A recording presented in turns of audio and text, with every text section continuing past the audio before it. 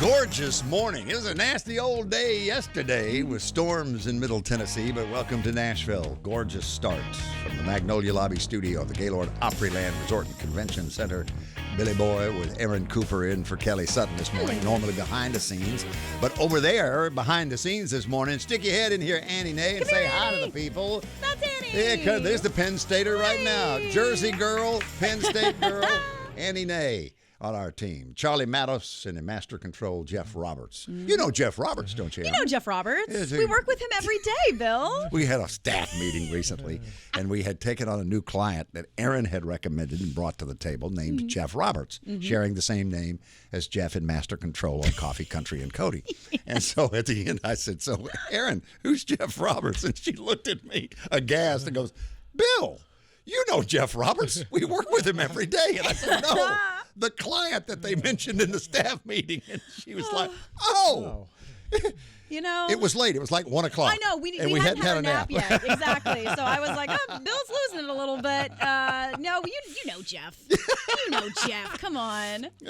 Well, so who are you talking about this morning? Oh my gosh! All right, listen. I love to have a really great party, but Zach Bryan's friends need to be a little more gentle with him because he had a very aggressive birthday celebration over the weekend. He turned 28 yesterday, so we're going to show you some video of that very intense moment for Zach. Also, last night I was at an Irish pub in Donaldson, which is just outside of Nashville, and a songwriter who wrote one of our favorite #1 songs that we're currently playing on WSM just showed up and played this song her way to about 24 people in a room on a Tuesday night. Typical Nashville. So we're going to show you that, as well as Luke Combs teasing his set list for his upcoming tour. And we'll leave it at I think you'll be pleased to see what he has on there. So that's all coming up in just a little bit. And in Kelly Sutton tonight at the Grand Ole Opry, she'll be there to host. It's a Wednesday night show because the Black Crowes were there, did a full show last night. Of course, Thursday, Opry Country Classics this week, leading up to Charlie on Friday. I think it was about 27 years ago during Lilith Fair was the first time I ever saw Kelly Willis live at the old Starwood Amphitheater. Yeah. Sarah McLachlan's big music festival that they toured with for a few years. So. Starwood's been gone a minute. Oh, it's been gone a long time. And there's still nothing there. It was supposed to be this huge development, but if you fly over, you can still kind of see where it used to be. So, spooky. Yeah. Well, with today's growth, there will be something there at some point. Seriously. Whoever held on to that property is going to do well. Yeah. Hey, Charlie, you were with Zach Top Friday night at the Opry, weren't you? I was, yes, sir. Did his brand new single, Use Me. Which was a pick of the week a week or two back. He and Carson Chamberlain and Tim Nichols, songwriter, Hall of Famer, they co-wrote it. Anyway, Use Me is the name of it. It's on an album called Cold Beer and Country Music, which tomorrow night they have an album release celebration at the Exit Inn here in Nashville. And the album comes out on Friday. So I wanted to, in conjunction with the pick of the week, I wanted to mention that since Use Me was recently a pick of the week. But this week, it goes to the Wonder Women of Country and Another Broken Heart. Well, cold beer and country music was certainly a part of Zach Bryan's 28th birthday celebration over the weekend, as was getting pelted by layer cake. So Zach Bryan celebrated his birthday yesterday, but over the weekend, his girlfriend, Brianna LaPaglia, who's also known as Brianna Chicken Fry on the internet, she's a podcaster with Barstool. Why Chicken Fry? I haven't listened to the podcast. I need to know why, but you're not going to forget it now, are you? Is she an Okie? Is she an Okie? I'm not sure. Because with a last name like that sounds like Texas, because that's the national dish of Texas: chicken fried steak, onion rings, Dr. Pepper. Well, now you're not going to forget it, though, so are you? Now I'm just wondering. Exactly. I want to know more. Well, she posted a video on TikTok of her boyfriend, Zach Bryan, having cake thrown at him for his 28th birthday. The caption reading simply, "It's Zachary's birthday weekend, and he got annihilated." Look at this. They are being so rough with him. He can't get up. They're still going. Honestly? Oh, right in the face, see? Well, of course, in the face. Oh, my gosh. I am so happy for Zach that he has such a caring group of people that are celebrating him in such an aggressive way. Hey, Charlie, however... You remember this line, Charlie? Down goes Frazier. Oh, yes. To be careful with him because he has at least 40 more tour dates to go. Obviously, they didn't get the memo. They did not get the memo. So, Zach, I hope you get the cake out of your ear this week. That looked brutal. Although I have to say, there's this one DJ called Steve Aoki who during his DJ sets will throw cakes deliberately at people's faces. And it's not painful because you're so far away that it just sort of hits you. A part of me kind of wants to experience that. Just a little bit. Well, if you catch the cake, you get to eat it, too. Exactly. Right? Yeah, a snack for later. My granddaughter, Lily, recently got to pie one of her teachers and coaches That is so at fun. East Robertson Elementary because collecting, I can't remember if it was a fundraiser of some sort. But anyway, and you got to pie Coach whomever. If you were number one, and she was, and she did, and we got the video of it, and when she put it on there, instead of just like poof, she kind of smushed it in there. Man. She twisted. She really got it in there. She really was thorough. I love that. Oh my gosh. All right. Well, the magic of Nashville. That was a very exciting, very aggressive celebration. Last night here in Nashville was a little bit more low key. I found myself at McNamara's Irish Pub that's out in Donaldson, just outside of Nashville. And you'll be at a show in Nashville on a random Tuesday, and a number one songwriter will just be there in a room of 20 people and play a massive song. That's exactly what happened last night. Kat Higgins, one of the 3 writers for Cody Johnson's The Painter, sang her version of it. Take a listen. Other writers on that beautiful song, Benji Davis and Ryan Larkins. Her rendition is just so spectacular. Kat is just such an unassuming, humble lady. And then the violinist, he was there with the other 2 songwriters that were in the round, if you were watching on Circle Country. And he came, nothing prepared, was just improvising on the violin. Just simply so beautiful, and just one of those moments that you only experience here in Nashville. Simply beautiful. Donaldson, not Yes. Nashville. Donaldson, yes. We had Free and independent 5 state of minutes from the Donaldson. airport. Named after Andrew Jackson's father-in-law, John Donaldson. That it was. Yeah. But then he moved and built that big house out there called the Hermitage, and now what is now known as Hermitage. Where are we going? I think we're going... No, you say, here we go. I want to go somewhere. Yes, we're going to you, Bill Cody. We are doing teases here. And then we're going to go to the Grand Ole Opry and Zach Williams with Hot of God. You know, we always have guests, and they're like, man, you guys, I don't know how you do it. It's so smooth. And it's like, well, sometimes we derail. It is a disorganized or organized circus, depending on the day. This was the derailment. This is smooth. This is what this is. That's what I thought. This is smooth. Yeah. Yes. Yeah. So you will speak now. Regarding yes. entertainment? Very good. Okay. I will speak now. Right. So coming up in a little bit, Luke Combs. He is teasing his set list. And we know there's probably going to be about 25 songs. And let's just say you're going to like the 25 songs he has picked out. Chase Beckham and Luke Bryan are celebrating a number one, a journey that they've been on together. And before we get to all of that, I'm staring at George Birge's guitar that is directly to my right. So he will be coming up in just a second. And if you'll look to your left, you'll be staring at George Birge. Yes, he's Instead of his hiding guitar. back there. He's back there. Oh, you see his little, you see his hand sticking out back there. More Coffee, Country, and Cody is on WSM.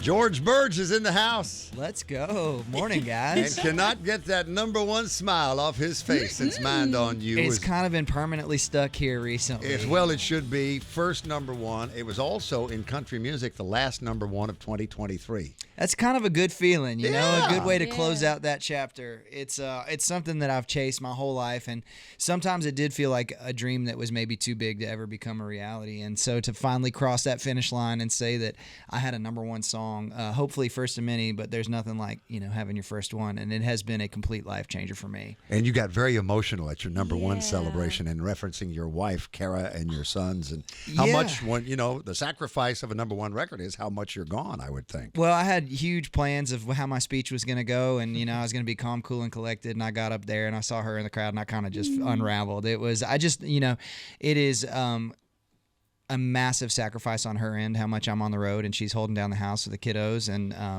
unbelievably supportive and in great spirits all the time and cheering me on. And so I knew how much she had put into this, and I knew how much I had put into this, and to have us both there getting to celebrate all that work together, it was pretty special. Tell us about the children. I got 2 little boys, 4 and 7, and they're just my little clones, man. They like golfing and fishing and country music. I might have, slightly pushed them in that direction, but when I'm home, they're my best buddies. We go fishing, we go play golf together.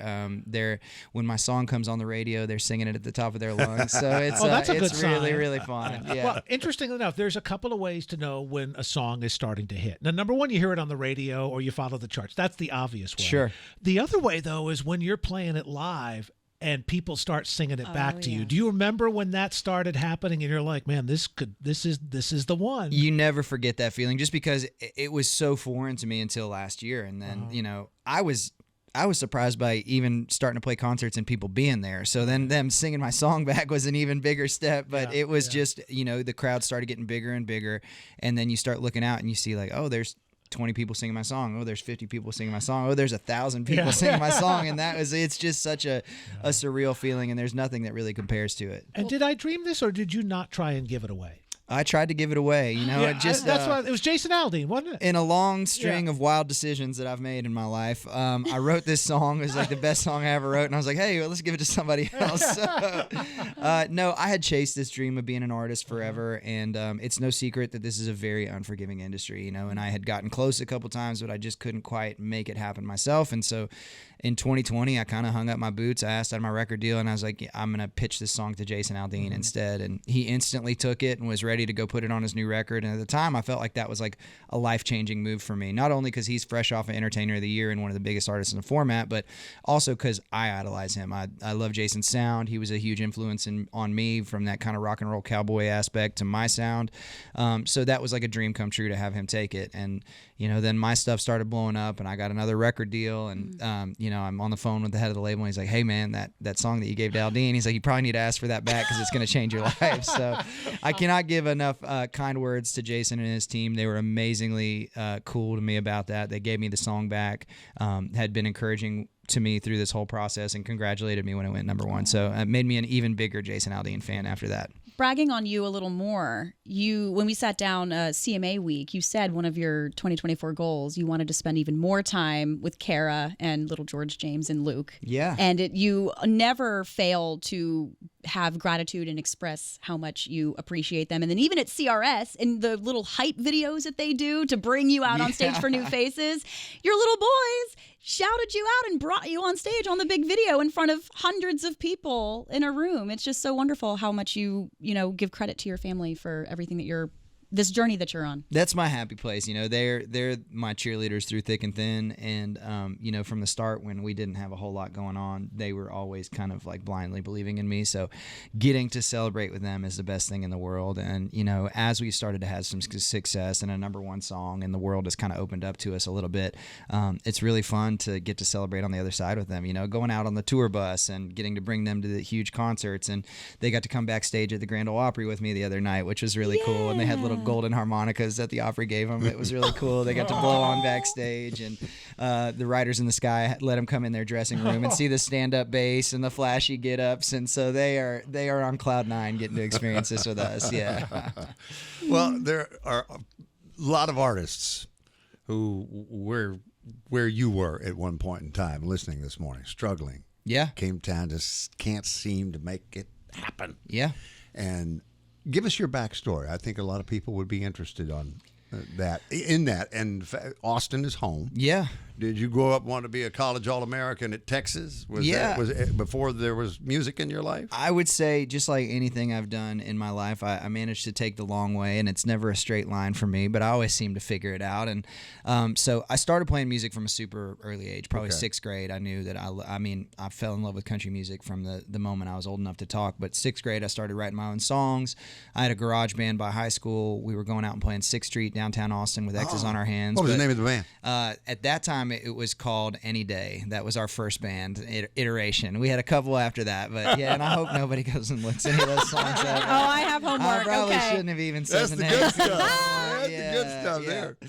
And the idea behind the band name was like, any day now we're going to make it. Little did I know it was going to take me 15 years from then. But like, so we did that. We had like a garage band, but I was also playing golf, and I knew I wanted to play in college. And so I was doing both of those things. And I ended up walking on the University of Texas on the golf team. And so I kind of gave up the live music thing for a little bit there. And I would play in my dorm room and with friends, and still was writing songs and scratching that creative itch. But I took kind of a 4-year hiatus from live music. And then when I realized how good those guys are on the PGA Tour and that I had no chance of doing that, I went and got a desk job the day I graduated college, and then I was playing in a bar band at night. And so I would play the weekends downtown Austin, and we just started getting a little bit bigger and a little bit bigger crowds. And then it got to the point where we were selling out every weekend when we would play. And it wasn't huge rooms. It was a little 400 or 500 cap room. We would play either Stubbs Indoor or a place called the Rattle Inn on West 6th Street. And it was just kind of known that we would play there Friday or Saturday night, and it would be a sold-out crowd. And we got enough buzz to catch Nashville's attention, and I got my first record deal, and that was probably end of 2014. Was that Waterloo Revival? That was with Waterloo Revival, yeah. And so I moved to town, and, major label record deal, and I'm like, we made it. All my problems are over. Like, this is it. We've hit the big time. We've got a record deal. And then I get to town, and, the first meeting, you kind of realize that, we just started. Like, that was step 1 of 100. Famously, Leanne Womack said, your troubles only begin once you sign your record. Yeah. Exactly right. So I managed to go get my teeth kicked in for about 6 years after that, chasing and finding myself and playing empty rooms and trying to figure out, who I was and what I wanted to say. And I think the biggest thing that I got out of that was I learned how to say no, and I learned how to be honest with myself. Because when I got to town, I saw what was working at country radio and what people sounded like and what they looked like. And, it's very easy to say, well, if I look and sound a little bit more like this, maybe that I'll have that kind of success too. And it's very easy to lose yourself in that world. And I spent the better part of 6 or 7 years kind of floating around chasing what was current and chasing what was happening. And it wasn't until, when I told you guys in 2020 I was hanging it up and I was just going to be a songwriter, when I was unapologetically myself and making music that I was proud of, that's when it instantly took off for me. And I think that's because country music fans are better than any other fan of like sniffing out authenticity.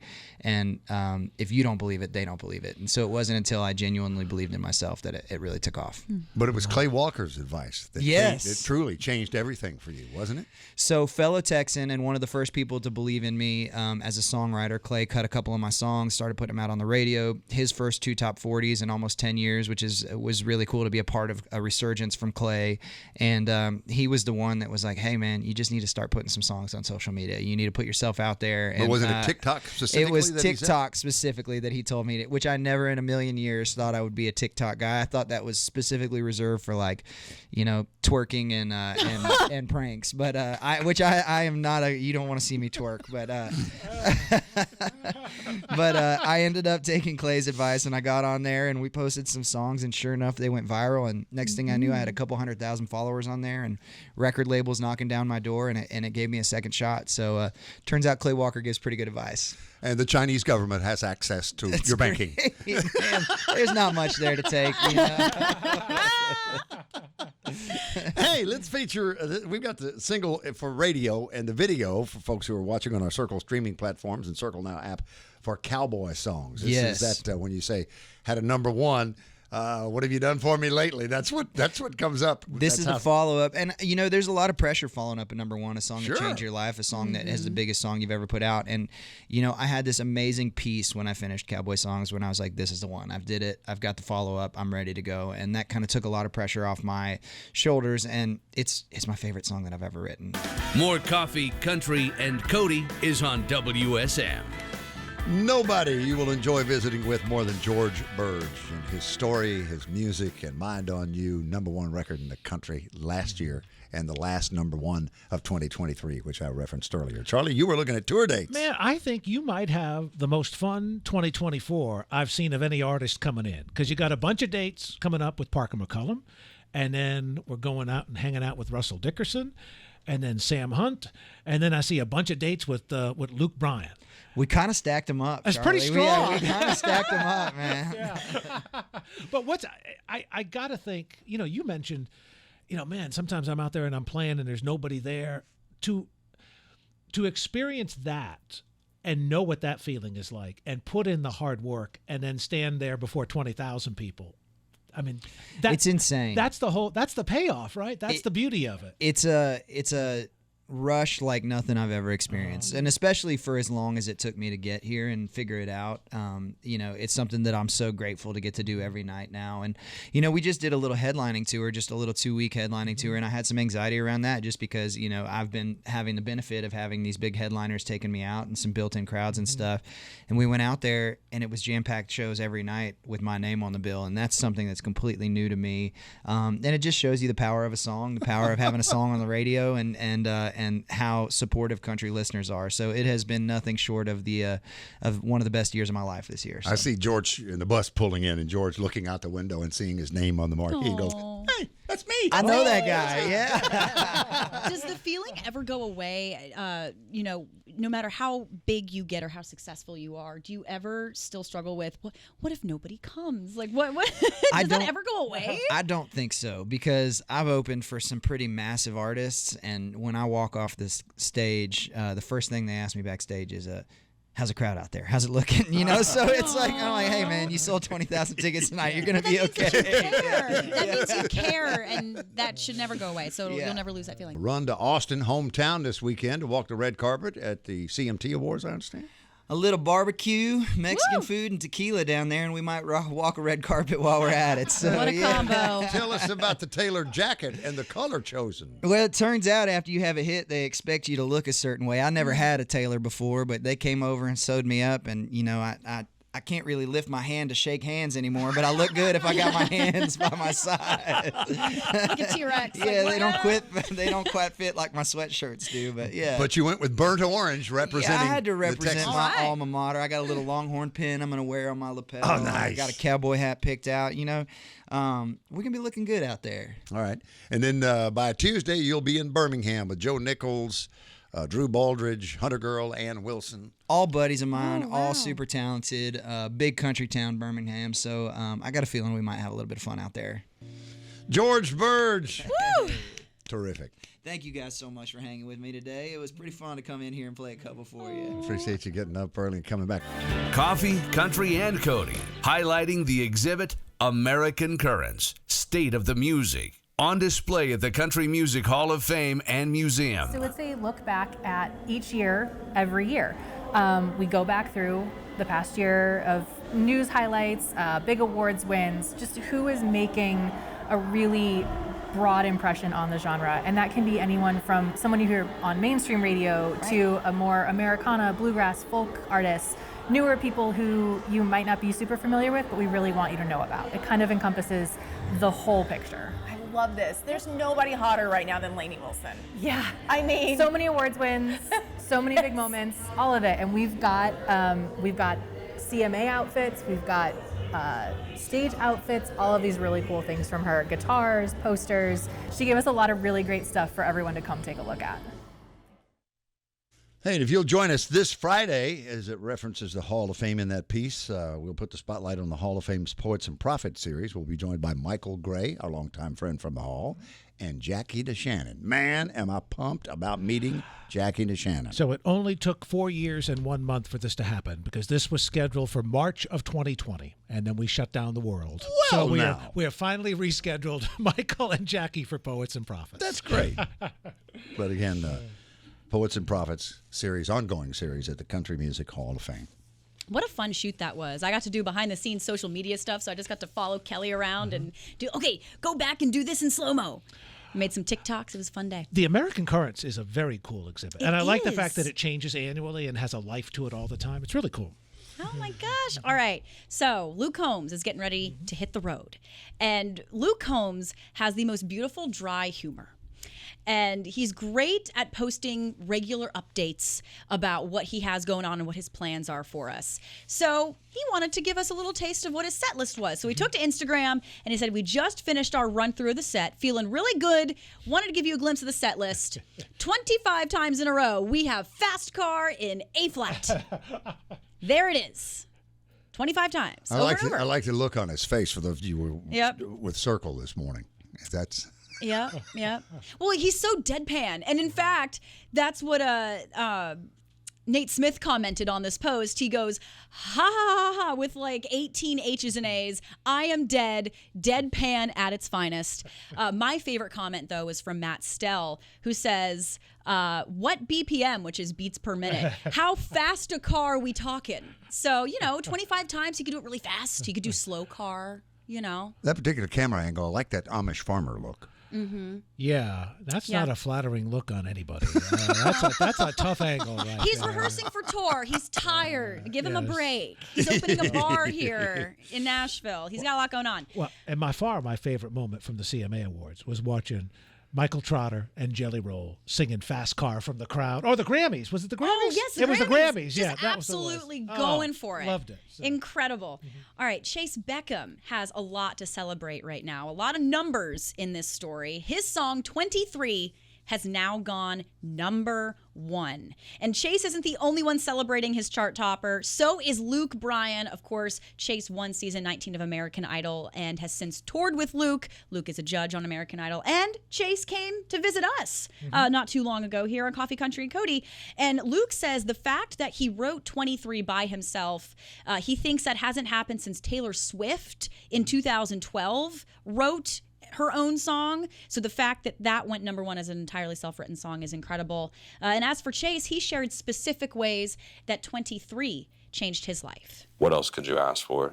That song's changed my life in a million different ways. It's my first gold plaque, my first platinum plaque. I got to sing it at the Grand Ole Opry and got presented with that plaque, with my family and everybody who I love right there with me in attendance. When you get to do stuff like that, it's cool to get number 1s, but, what else could anybody really ask for? 23 is the lead single from Chase's debut album called Bad For Me, and that is coming out on April 5th. So just 2 more days. We only have to wait. And apparently I have a really good sense of gauging country music stars' heights, because I just randomly guessed, he's about 6'3", and Charlie looked it up. Chase Beckham, very tall, exactly 6'3". 6'3". Be a point guard on our team. Yep. We got. Would be an odd team. We got Blake. We got Trace Atkins. Zach Williams can certainly be a part of that. Darryl Worley. I mean, we got the. And just height. remember that we got the height. The offense we run is the get the ball to Trace. Is that what it's called? called? That's our offense. Okay. Yeah. All right. Yeah. All right. Mm-hmm. Vince could play too. Oh yeah, but they won't take it inside. Trace will take it inside every single time. Yeah. Because he thrives on it. He thrives on the inside brutality, Charlie. Can Annie and me be cheerleaders? We don't want to take basketballs to the face. I mean, I could be wrong. Maybe, okay. Yep, Annie wants it's to be a part of the cheerleader. initiation, girls. Yeah. I'm sorry. Have to right. take it in the face. Just All right. I'm prepared. all in, all done? Yes. All in, all done. All right, milestones on this, the 3rd of April in country music. In 71, Conway Loretta, number 1 with After the Fire Is Gone. In 1981, Hank Jr., Texas Women was number 1. Woo. 1991, same dates, April 3rd, Clint Black, number 1 with Lovin' Blind. Some milestones in the history of country music. And we've got Wednesday night, the Opry with Kelly Sutton, including Riders in the Sky, Darryl Worley, Eryn Kinsey, Dylan Marlowe, Mason Ramsey, Henry Cho is in, Jig Jam, and Don Schlitz. I wonder if Dylan Marlowe is going to play his brand new song that has 9 words in the title, Flying Out of Hell with a bat with a boat on the back. I can't even say it. It's so many. Bat out of hell with a boat on the back. Yeah, you did it. Tongue twister. Say that fast 3 times. Somewhere Jim Steinman Meatloaf is smiling at that title. Right? That's right. And tickets to see Alabama. The Country Music Hall of Famers are coming to the Bridgestone Arena show on July 19th with Gary Allen and Dusty Slay. Alabama tickets, tomorrow's Coffee Country and Cody. By the way, they're on sale Friday morning at 10 o'clock. Matt Axton is in. Zoe from Tasmania to Nashville, Tennessee, pursuing a career in the music business. And we will encore a recent in-studio visit, the live performance of George Birge, who with Mind on You wrapped up 2023 with his first number 1 and the last number 1 of 2023. What about joining us tomorrow? Huh?